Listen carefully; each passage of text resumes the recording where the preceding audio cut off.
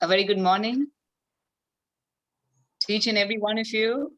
We truly welcome you all to the Knowledge Cafe here at the India Business Group Chamber of Commerce series. For all those who've had the Monday morning blues, your lives are here to change forever. And for all those who really dream to be big someday and their names to be taken as legends, as we have our legend here with us, Mr. Vikash Mitra say, then this is the moment for you. A very, very beautiful Monday morning to all of you. It's almost like an oxymoron, but we are truly delighted to welcome everyone who believes, who wants to leave a legacy and live like a legend in the forthcoming years. Presenting Dr. Mustafa Saasa, the mindset and leadership coach, internationally recognized gentleman, who's going to talk on legends create legacy. So for all those who couldn't sleep well last night because it was a weekend and who's been dreaming of making it big, let's get started with this.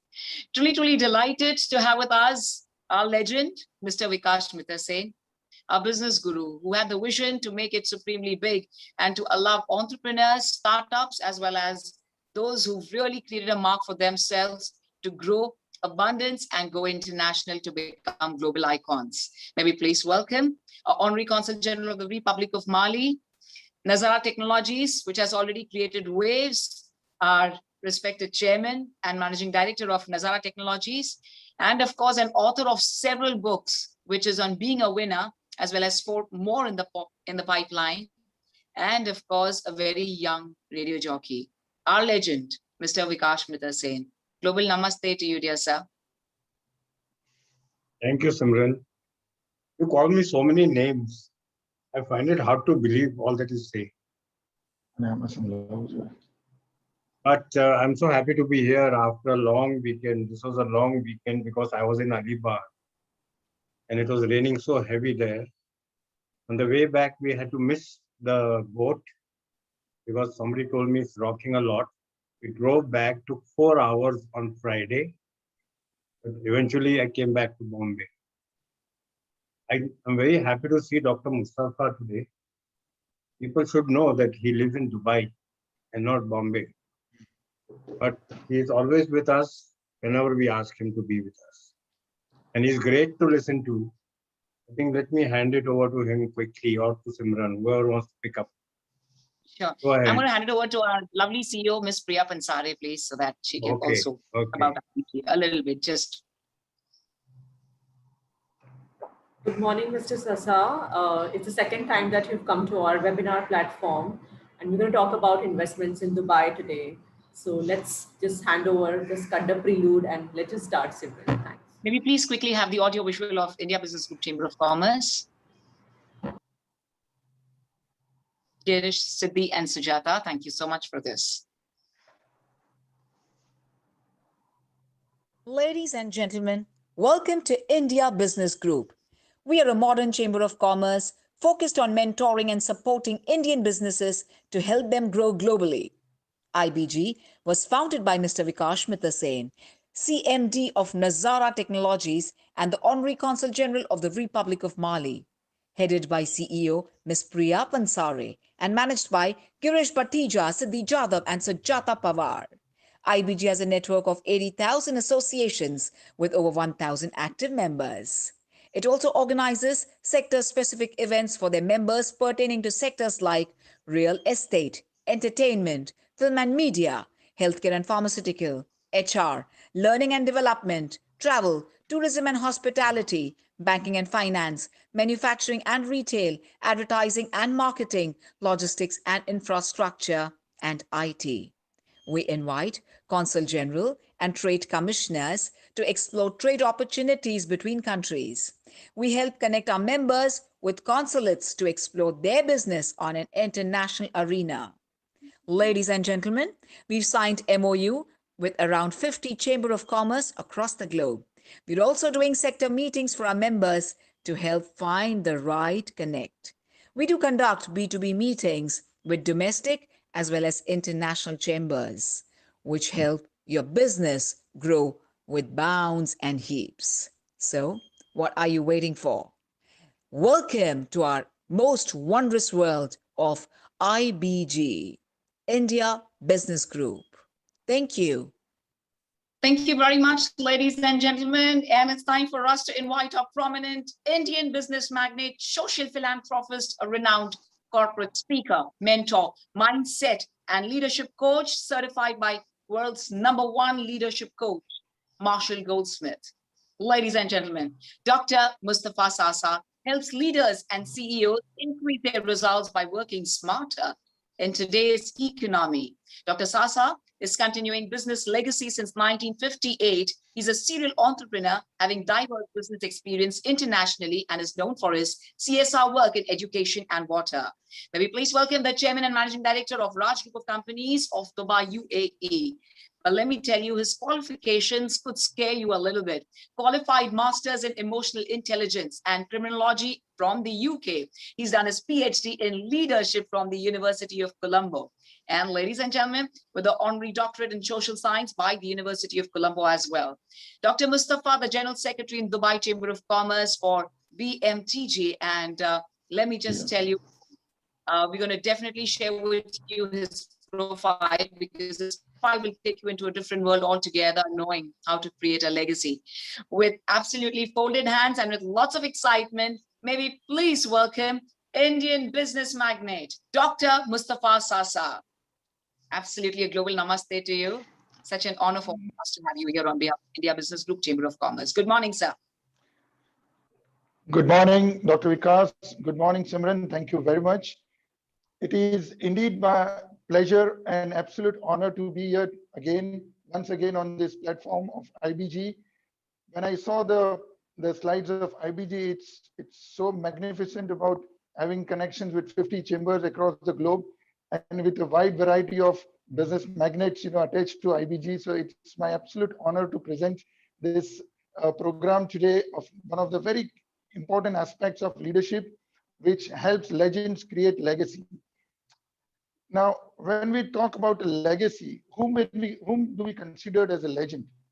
A legend is a person who creates a business or a deed or something, as a reputation, which lives by, and it has been carried on for the years to come by his next generations to come. So in this, from a person, when a child is born, he's an ordinary person. From a person, he does some good deeds, and he becomes an important person.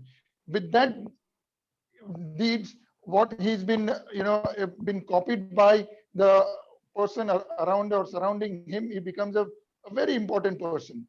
And then when the people look upon him as a role model or as a mentor, he becomes an icon.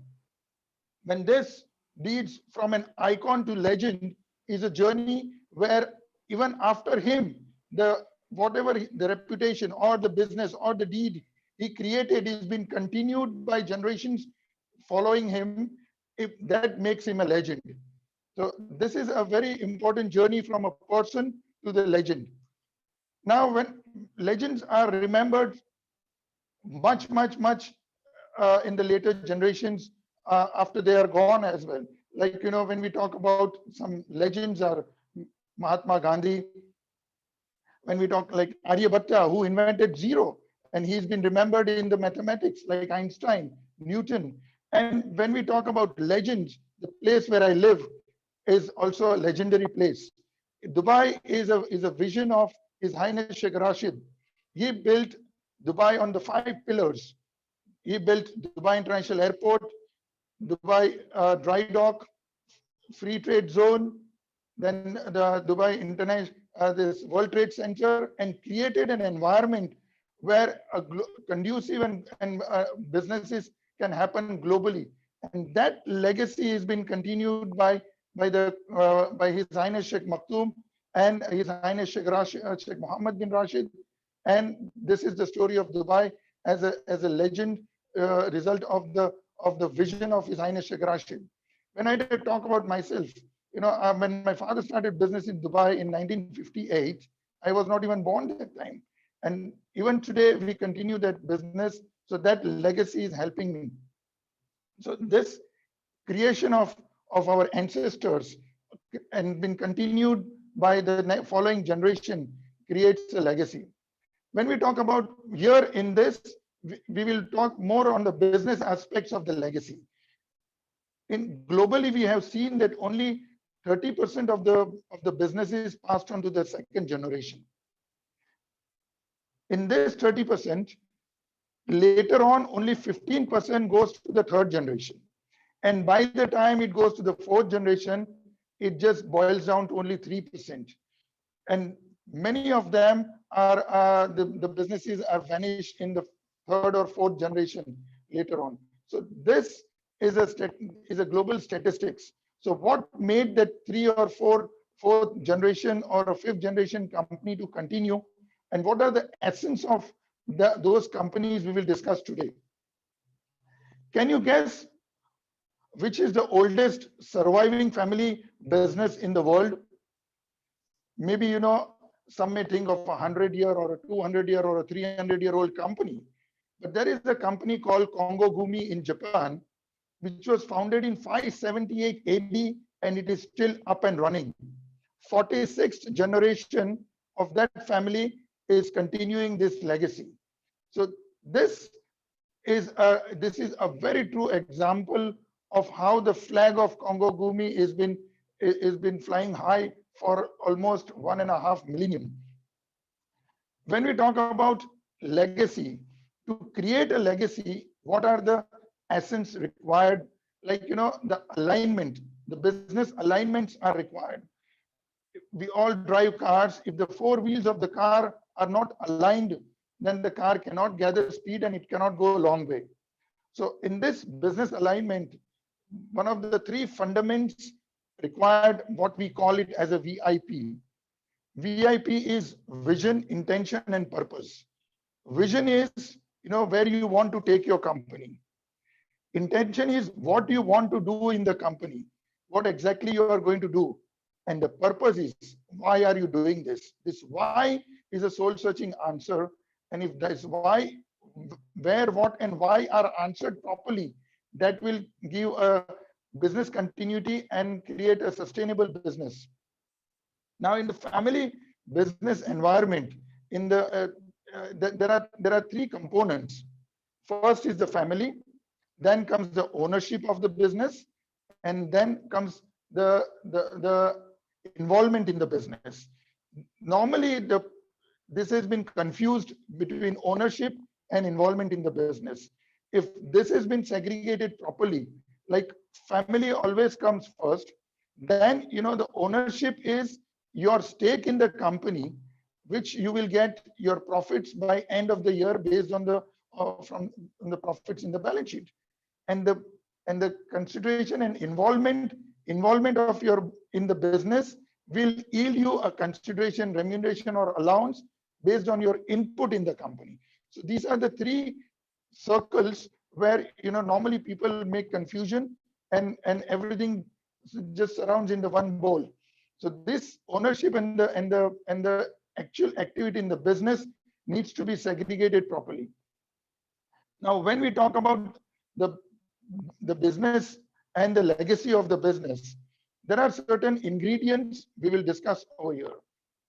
One of the fundamental ingredient of creating a legacy in the business is you need a vision. Vision is a most important thing. When we talk about vision, the visionary, you know, Jamshedji Tata, when in the 19th century he created Tata Sons. That time India was under British regime, and he saw that, you know, what are the requirements and what will for the Indian people to uplift.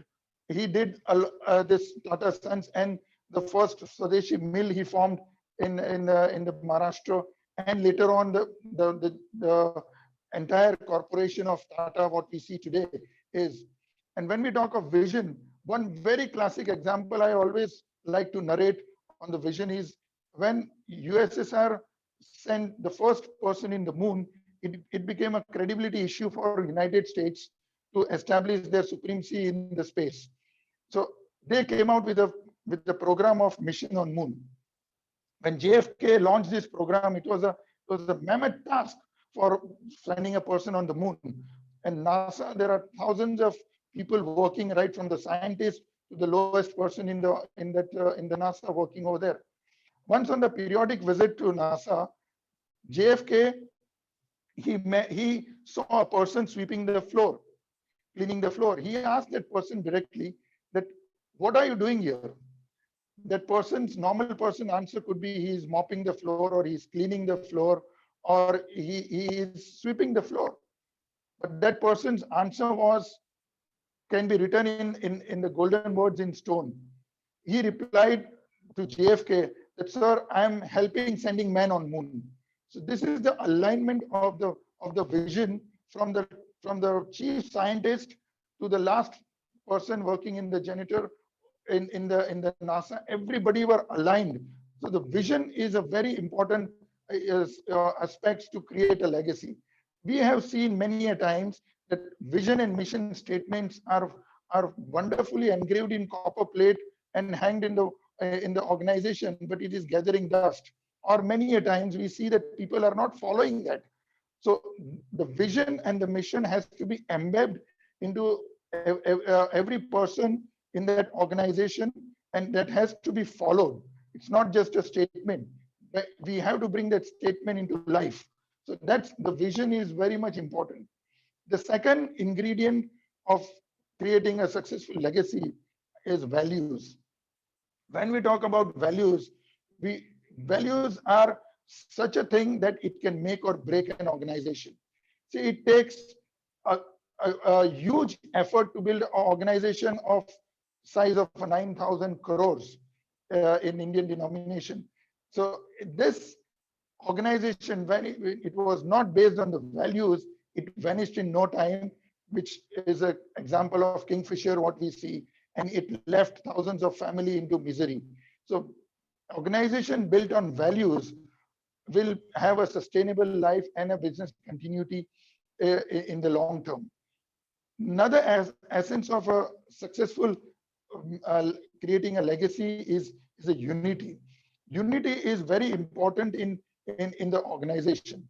It's like, you know, helping extending a hand to the subordinate, to the different departments. And in the values, when we talk in the unity, when we talk about, is many a time we see that in an organization, in the board, people come just to oppose, which has been, you know, proposed by any other board member or anything. So this, if there is no unity in the board, or not they focused on taking the organization to the next level unitedly, it will not create a legacy. One other important aspects, you know, following this is a structure. Structure of the organization is very important. When you form a structure, of course, each member in the organization is like an organs of our body. We cannot say which one is more important. But for an administrative purpose, for the management purpose, a structure is very, very important to have a line of command, to have a reporting structure, and everything has to follow to that structure. A clear SOPs has to be there, and the person sitting in the organization at the bottom of the organization should visualize with that structure that in 5 years down the road, 10 years down the road, where he can grow with this organization. Following this, you know, one important aspect we can talk about is talent.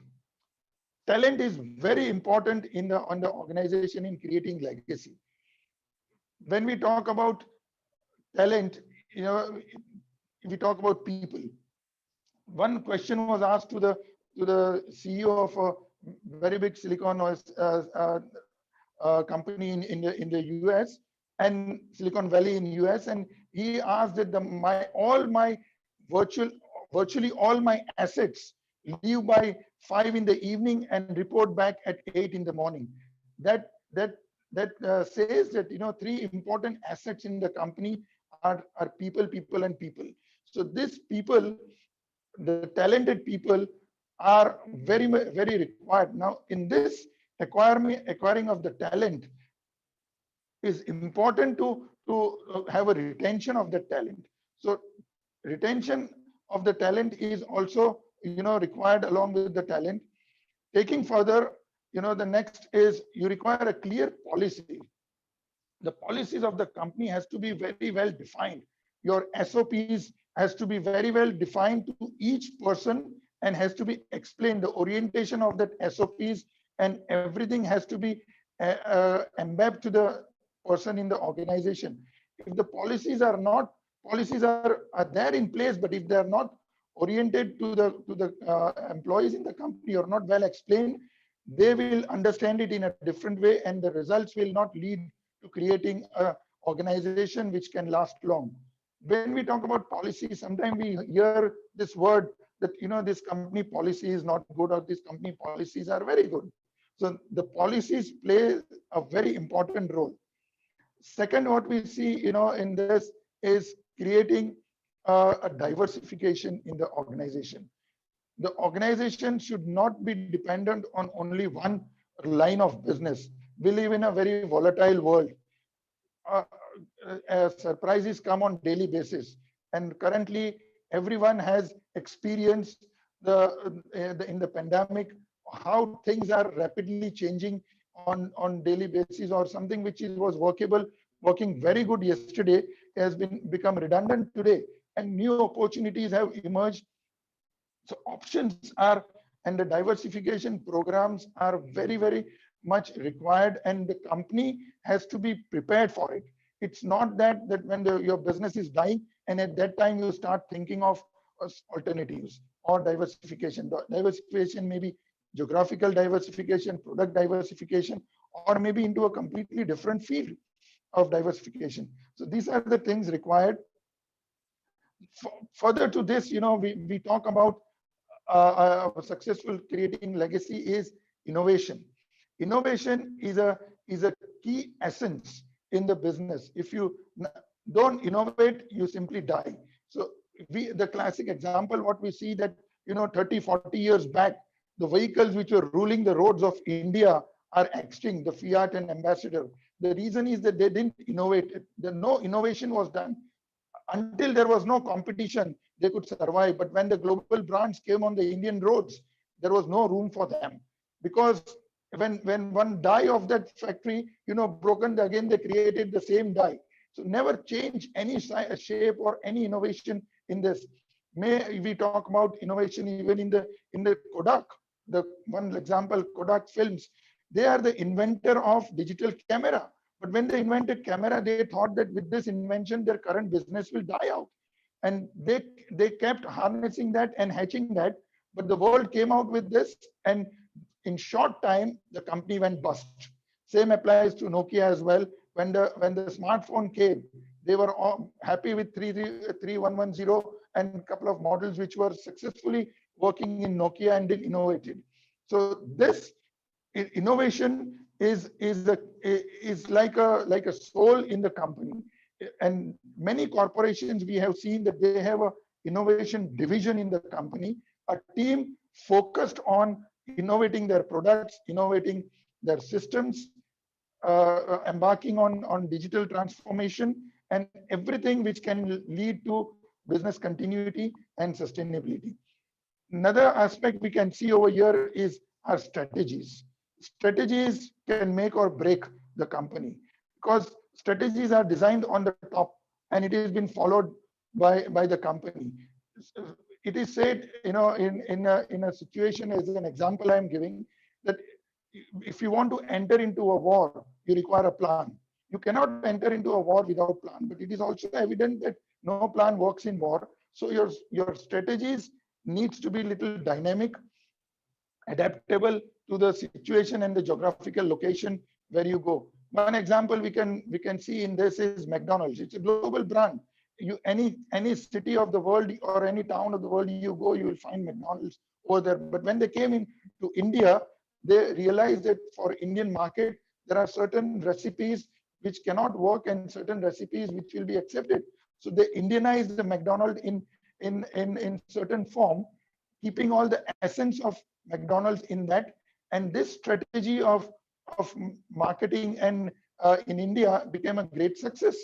So further, and boiling down to the most important ingredient of legacy. And this I am talking last because I find it to be the most important, that it is the communication. 95% of the problems in the organization happens because of lack of communication. They don't simply communicate from the peer to the subordinate, from the subordinate to their subordinates, and in a way, and they work like they work in the silos. And currently, this environment working in the silos doesn't work, because something happening in one department or one area of the company, that ripple effects are followed in everywhere, not only in the company, in the country, and we see now globally. And this COVID started in the Wuhan city in China, and the entire world was engulfed in no time. And every country in the world is suffering to come out of this. So anything happening anywhere, is the ripple effects are coming to the other parts. So this communication in the company is very important. We have in our company, I'll give you example of our company communication methodology. We have 3 levels of communication: empowerment, suggestions, and instructions. When any endeavor is given to any person, it is marked which level of communication is this. If it is written empowerment, then that person is fully empowered to execute the way he likes, and his peer is, or his senior, he is just waiting for the results to come.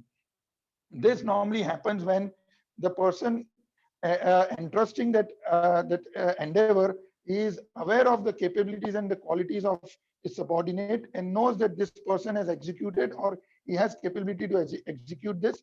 So thus, it is labeled as an empowerment. Second is suggestions. Suggestion is given when it is labeled as suggestion, that a person, let's say he is on one side of the city, he had to cross the river and go to the other side of the city, and that is 5 options of bridges. Normally a person will choose the nearest bridge to go. But if it is written as a suggestion from his peer, that or any person, that on this bridge there is an accident and there is a big traffic jam, if you want, you can avoid it and use the other bridge. That person it is in his own discretion to accept or reject that suggestion. May reject is that, okay, he has a first work at the mouth of the bridge, so he has to use that bridge. Or he can accept and saying that, wonderful, you give me this suggestion, I will avoid this bridge and take another route which will finish my work in lesser time or in less stress. This is a suggestion. But yet, in suggestion, the person doing that endeavor has a right to accept or reject. The third is instruction. When it is labeled as an instruction, it has to be followed with every dot and comma. So the person giving the instruction may find it as a longer route, but he knows that why it has been chosen this. Maybe his subordinate is not aware of, due to lack of experience or knowledge in that. That's why that instruction has been given. And with this instruction, normally there is only one room if in an extreme doubt situation, that a person entrusted that endeavor can only go and talk to the person who has given this instruction. He cannot ask advice from any other source and take it as a instruction and deviate from his route. He can only go and ask the person who has instructed. So the communication is an extremely key essence in creating a legacy. If it is not well communicated from the boardroom to the last person in the organization, many a time it becomes like a Chinese whisper and completely change the value and the form of the thing which has been passed to them. When we talk about the essence, there are certain things which we need to avoid, and by avoiding this, we create a good environment. There are certain emotional blockages which needs to be addressed. And when you say about the do's in anything, there are don'ts in anything. So these are the certain kinds of don'ts and emotional blockages we need to address. We need to create a culture where there are no abuse, there are no blame game, that if anything happens, there should be one person to take a responsibility. And normally this boils down in the leadership. When APJ Abul Kalam, when he was the mission director, Honorable President, ex-President of India, when he was the mission director of the first satellite launch, and that satellite launch was failed. So the chairman of ISRO, he addressed the press conference taking the blame on him, and never pointed fingers to the team. And he said that we failed this time, and maybe next time we will work harder to succeed. And the next mission, when the launch was successful, that time he didn't went for the chairman of the ISRO didn't went for the press conference. He put forward APJ Abul Kalam and as a mission director, and told him to address the press conference. This is a fantastic leadership quality of taking the blame and sharing the success. So this needs to be addressed in the organization. There should be no confusions in the business environment, in the office environment. The element of doubt has to be always kept aside. We have to work with focus and thorough understanding on whatever we are doing. It's not that I'm doing with an element of doubt that what am I doing is right or wrong. Am I in the right place, or looking always sitting in this organization looking for the other job. So creating an environment where people work for the longer time and retention is there. Another very important small three-letter word which can make or break the organization it's called ego. The ego has to be kept aside, and this example has to come from the culture flows top down. If the leadership in the organization will not demonstrate any sign of ego, then the subordinates will definitely follow that. So we have many examples on this where the leadership of the organization, we can say, as the Warren Buffett living a very simple and a modest life. Example like Azim Premji and Ratan Tata and all these people in the top sitting are of such character, such wonderful characters that that demonstrates reflects in the organization, and that creates a healthy environment. In one of the emotional blockages we need to address in the business and in the family are the frustration, jealousy, guilt, hatred. These are the certain things which needs to be avoided, and by keeping them aside and creating a healthy environment will help create a legacy.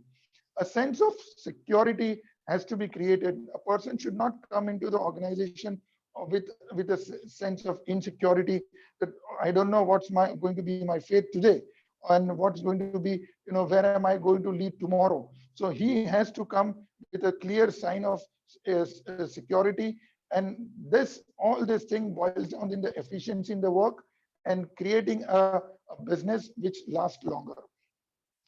Now, when you talk about all this as do's and the don'ts, the essence and the emotional blockage, now we see that how we can create a legacy.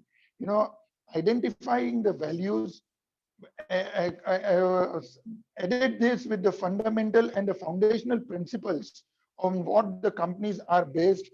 Business ethics are very important, and ethical business practice should be required. Creating a good culture in the organization will make this organization last much longer. One example of Mr. J.R.D. Tata of 80s, it's echoing my ears every time when I remember this. In mid 80s, one of his interview, he said that we could have been 3 times bigger than what we are now if we would have kept our values and ethics aside, but we chose to be like this. So even Tata, by far, they are #1 company globally, and one of the largest company in the world. So even adhering to the ethics and the values, you can create an empire. You can create. It's not always with the shortcut, and the shortcut will cut you short. It will never lead to a sustainable environment. So this example of words of Mr. J.R.D. Tata, is such a words of wisdom that on which the Tata Empire is standing today. Now, creating, we talked about the creating the legacy. Now we talk about how we maintain it, because reaching on the top many a time is easy, but to sustain on the top is the most challenging thing. So maintaining the legacy, one needs to provide the successor a reason to continue that. Every organization, the leadership needs to give a reason to his subordinate or to his successor, or to his descendant, a reason to continue this. In this, there should not be a disconnect of thought process among the descendants and the existing business or the thing, or the industry they are working in. There is a blue ocean strategy, on this, which can help the company go to the different level of the stages, where their successors and their descendants get a reason to continue. Maybe it's a completely different, it's a long subject. Maybe in a given opportunity later on, we can talk on in detail how the blue ocean strategy helps organization and gives our descendants a vision and a purpose to continue. Developing a good management team. Management team is very important. Let's say, if a person is the only person in the family on the board, and he requires a team, so he should choose the best person fit for the team. Misfits in the organization, on the board, or anywhere, it will not lead to a lasting values, and it will not create a business continuity. In a dream team scenario, in a matrix, there are 8 9 positions which are required. So the all the people on the management team has to be a perfect fit. One of the motivational speaker has said it very nicely, that the only competency required in a leadership is to form a competent team. So a leader should have that competency to attract the competent team members. This is very evidently seen in the hospital, in the medical industry, where the hospitals nowadays are not owned and run by the doctors, that are run by the business houses. So they have that ability to attract the competent team of doctors below them, and the management takes care of them, and this team executes the job further. Structuring a succession plan is a very important thing. When we talk about any business, to have a continuity, a succession planning is very important. Who is going to succeed this business? And if it is not groomed and not done properly, then the business can ruin. So many a time it may not be the first in the line. It can be a second or a third or fourth in the line who can take the reign of that business as a chairman and continue that business. So succession planning is very important. One important thing in maintaining the legacy, what we have seen is that many a time the corporations and the company, they don't pay much attention on funding or educating or giving time on creating a good successor.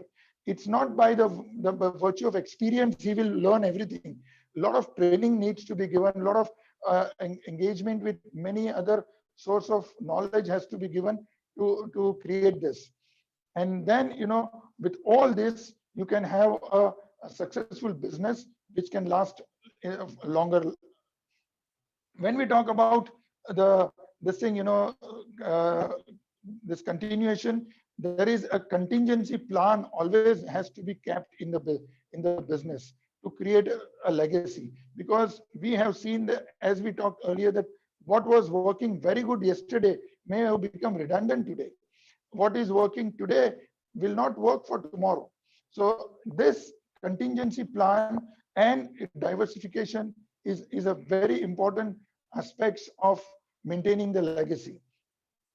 Now, once a wise king was asked a question about the future of his country. He replied that my grandfather was riding a horse, my father rode a horse, I am driving a Mercedes, My son will drive Range Rover. Maybe his son will drive Range Rover, but his grandson may come back on the horse. And that person asking that question asked him, why was it, what made you say this? So he replied that hard time creates strong man. Strong man creates easy time. Easy time creates weak man, and weak man creates difficult time. This metaphor and this understanding is so important that it should never become as a smooth sailing. And with this, uh, Steve Jobs statement that stay hungry, stay poor. This gives you an appetite for always for growing bigger and continuing it. The moment you come in your comfort zone, and an easy time will create a weak man, and a weak man will create difficult time. So we have seen many organizations and many empires at pinnacle at one time, which are no more on the horizon now. So this is because of that coming in the comfort zone and not creating something for continuation of the business. This many will not understand when the king replied later on that many will not understand it. However, you have to raise a warrior, not a parachuter. So this, even a child born with a golden spoon has to embed the certain values. The value for money has to be created. His sense of working in different environment. That's why in many organizations, I know we work with Hilti Corporation in Liechtenstein. It's a small country next to Switzerland. Since 1969, we work with them. In Switzerland and Liechtenstein, there is a practice that whoever joins the business has to work in other company for minimum 2 years and then join his own organization. If they don't they don't follow this practice and directly join their business, or they are not, their value reduces in the business, and they know that this will not help them. So working in a different environment, the reason is they will create a discipline, they will create a work routine, and everything has been understood by them well. And this will help create a legacy. Now, with all the do's and the don'ts and the maintaining of all the legacy, what we discussed, I want to ask one question to you. How would you like to see your organization as?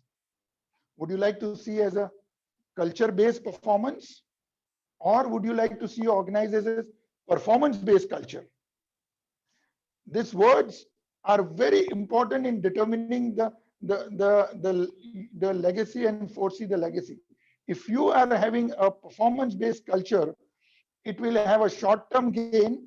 It's going to be a long-term loss.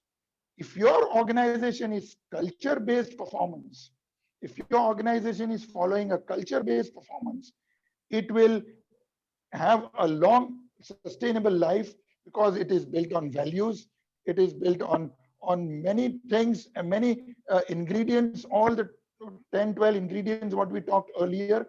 And that culture-based performance will lead into legacy because culture flows top down. Every person, then if the company is following a culture-based performance, any person inducting into that company will also be gauged as is he a culture fit into the company or not. So by this, creation a culture-based performance and will lead to a very long life of the organization, creating a legacy for the descendants and the generations to come. Now, in conclusion, I would like to say that we hope that each one of us will thrive to build something which will stay much longer than our life. Our life is very short in this planet, maybe 50, 60, 70, 80. We don't know what's going to be tomorrow, but let's build something which stays much longer than our life. And for the people who are already into the second generation or a third generation, it is like each one of us who are part of the second generation or a third generation, we should be proud of what we have inherited from our ancestors, the legacy what we inherited from our ancestors, and create something worthwhile and leave something worthwhile for our descendants to take it proudly further. So with this note, I would like to end. Of course, this subject is a very long, but I tried to summarize in a very precise, in a nutshell. I hope that there is something take home for everyone, and it will help creating a legacy for each family business or each organization. Thank you. Thank you. Thank you very much, Dr. Mustafa. Yes, of course, there is so much to be taken from you. And we have a couple of questions. I know for a fact that, you've been the recipient of several utmost prestigious awards as well. And one of the awards in Dubai was Dialogue India event. So we have India Business Group member, as well as the recipient of this award, Dialogue India event, Mr. Aditya Panchpande, who you awarded at that point of time. And his question is, how does disruptive innovation impact the sustainability of legacies of other competitors? See, disruptive innovation is a buzzword right now. Innovation, a radical change in any method or a form or a product is called a disruptive innovation. A radical change, not just one small innovation or a step forward. Now, in this, innovation can be successful or can lead to failure also. So in the business, when we talked about the options, when we talked about the funding the options, when the family is united, one business may succeed or one business may fall. So that does not affect in the family business. But if the business are parted out, and let's say if there are 5 companies and 5 children, 5 sons, so father will give each son one company and say, okay, you all are free from today, and this is been divided, each one of them are given one company. Tomorrow one company may succeed or one company may fail, and that sons or that brother will go into a misery. But if the family is united, and if one company falls, so the rest of the family united can build company, another company, and companies can come and go. The unity in the company will help them, create can sustain the failure in the organization. Now, the innovation with the competition, when you talked about, see, it comes in the blue ocean strategy. In the blue ocean, first level is where we try to strengthen our existing clients and make sure that they are happy and they become loyal to us, and we give them the best service and the products. The second layer in the blue ocean is what the competition the gentleman talked about, that this is addressing to the clients who are not our potential clients, who are not our clients currently, but serviced by the competitors. Like there are millions of potential clients who are currently serviced by my competitors, whom I can take in my client list.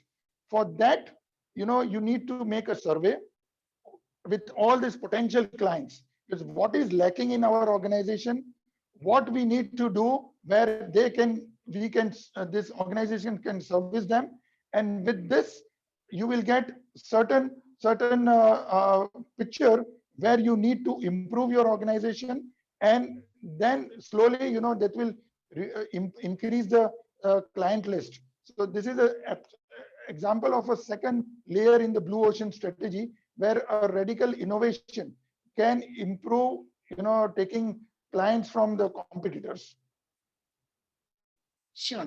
Dr. Mustafa, our next question is, what we've actually experienced in, our life as well. At the same time, I've seen a lot in Bollywood films. where, a generation passes on the legacy to the next generation, and, the organization, the employees would say that in mein na values hai na dum hai. So this is the next question, which says, you may create a lot of legacy for your next generation, but if not capable to do the needed task, it may become a burden for the rest of the organization due to the incapability of the next generation, since his approach might not be right to carry out the values. So what is your take on this?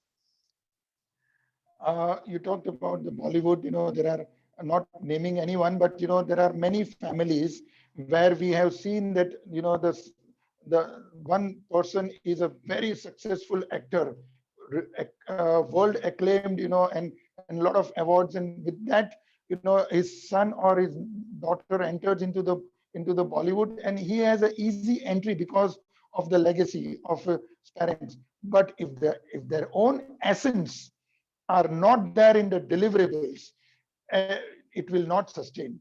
Maybe one or two pictures they can get, but then it will fizzle out. And you being a part of, and Bollywood, and also, many of us are aware of the families where the second generation could not carry on that flag because of lack of ability. Maybe initially you can get a chance, but you have to prove yourself. It is like saying, like, it doesn't matter how tall my father is, I have to scale my own height. So this is very important. So being in legacy, what happens in many a times, you get an easy entry where the others have struggled to get to that point. But if your essence is not there, if your charisma of performance is not there, it will not be accepted. Like we have seen names coming out from nowhere, even from the small villages. People have come to Bombay, into the Bollywood, and claimed such heights. Against that, the second generation of the famous actors have faded out. So you need to scale that your own heights to prove, this thing. And the second is, part of this, which is a non-Bollywood. I will tell you about this organization. Let's see. A classic example is that who needs to succeed in the business, for business continuation. If you look at the Tata Sons now, it is not owned by anyone from the Tata family, or not even by the major stakeholder. It has been chaired by a person from the South India. So this is a classic example that, a appropriate person is kept in the position to take the company forward. I hope, it is a right answer. Absolutely, absolutely. In fact, very, very impactful. Our last question that we'll take. But thank you to all our members for sending in so many questions. For the rest of the questions, of course, we're going to request Dr. Mustafa if he could answer them, in the mailbox. You've been the recipient of the Game Changer of the Year, Dr. Mustafa. Of course, as I said, you've been the recipient of several prestigious awards. Now, to be a game changer, is it important to have small time planning? You would rather think what you plan to do in 1 year, 5 years, or if you plan to have a legacy, you've got to think long term or wait for the right time. And I'll also connect one more question to this, and which is related to our business guru sitting here with us. Where Nazara Technologies created history with the IPO. And this is what even Mr. Vikas says, that they didn't expect this. So sometimes, to be a game changer, things just happen without even planning or having a vision. So I would just request you if you could help us out at first, at how long should be the vision plan, 1 year, 5 years, or if you want to leave a legacy, then really think that long, or is it that wait for the right time to take on and give in your best? Okay. It's a very good question, and that takes me in about back 15, 16 years now. See, we were into a building material business since my father started business in 1958 in Dubai. And this game changer element, which I will tell you, is, you need to have your gut feeling, that absolute gut feeling on the product, and your absolute belief in that, and to a level of madness. And following that, and that only will create something different. Because when you try to do something different, the world will look at you with a very different or sarcastic way. Many a times I say that, when if Einstein, if Edison would have been born in India, the world would have been still be dark. The reason is that we don't have in our culture to give chance of 1,000 failure. If a person fails for one or two times, we tell him, everybody pounds on him and tell him, just leave it, don't go more into it. So this, but his madness of creating a bulb of took him to the 1,000 efforts, and he didn't give up even in the 1,000 efforts. Now coming back to my part of the game changer, this thing that in 2004, a very radical change we brought in our organization. We were comfortably doing a business continued by my father, and it was a very smooth ride in a building material business, where I'm also general secretary in Dubai chamber for entire building material trading group. So all the companies in contracting companies knows me, and I know them personally very well. Business was not at all, it was just a routine thing which was going on. 2004, a very drastic change we brought in, where in our high priest, he performed our Muharram sermons in Dubai, and in that he told that do your business in cash payment or an advance payment or this thing, in a very sure payment model, where in Dubai building material works on payable when able. Ask money before 6 months is a crime. So in this model, everybody was working. So I religiously took up that, and I said, no, we need to follow this. So I stopped the credit business in 2004. When I stopped the business stopped. The person who had the target of $1 million dirham could not generate even 50,000, and in no time people left, and we were sitting with a very scanty staff of and giving a soul search on what to do. At that time was the time I thought that let me pursue my dream, which I couldn't do, because in 1990 when I joined my father's business, I completed my college and just bachelor's and joined my father's business.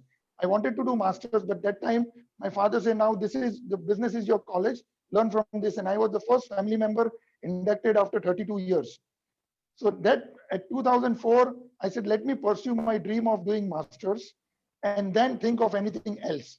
So that was the time I took 2 years holiday in business and did my 2 masters in criminology and emotional intelligence, which proved to be a complete game changer in what I am right now today. And that, I have a very high appetite for learning. So after that, I pursued my PhD in 2014 in leadership and went on further. So if I wouldn't have been taken that decision of converting my business on the solid payment collateral and advance payment, I wouldn't be standing here right now with 3 manufacturing facilities, 4 divisions in service vertical and a trading division. So this change, a radical change, brings something, a different, this gave me this fruit. Now, many a time, success and failures are part of it. During this time, there are many businesses which I started and it failed. So I stopped. But, continuing what I believed in based on the values, and which has helped me, standing over here today. Wonderful. Thank you so much. And absolutely a pleasure having you here and so much to learn from you. As I said, today, everyone's lives could change if we follow you. And of course, it has already made that change. So thank you so much. I'm going to please request Mr. Vikash Mithasane for his closing remarks. Thank you, Dr. Mustafa Saasa. Thank you. Thank you. As I expected, a great talk again. I'm sure members have loved it. And this one needs to be sent out to a lot of people because there's a lot of learning in this. Thank you, Dr. Mustafa. I hope to see you soon, mostly next week in Dubai. Thank you, welcome, Simran. Sir, and I'm truly honored, sir. Thank you. Thank you. You and Swini, yes, Swini, I didn't miss your question, but it was time up because I'd already mentioned the last question. So definitely, Swini, we'll send your question to Dr. Mustafa Saasa sir, Dr. Mustafa, can you please send, can we send you her question so that you can Of answer course, her? of course, of course. We shall do the needful. And thank you so much to all our lovely members of India Business Group Chamber of Commerce and our esteemed guests who joined us today. Absolutely a wondrous session towards the beginning of this week. Wishing you all a brilliant week ahead. Thank you so much. Thank you. Thank you. Thank you.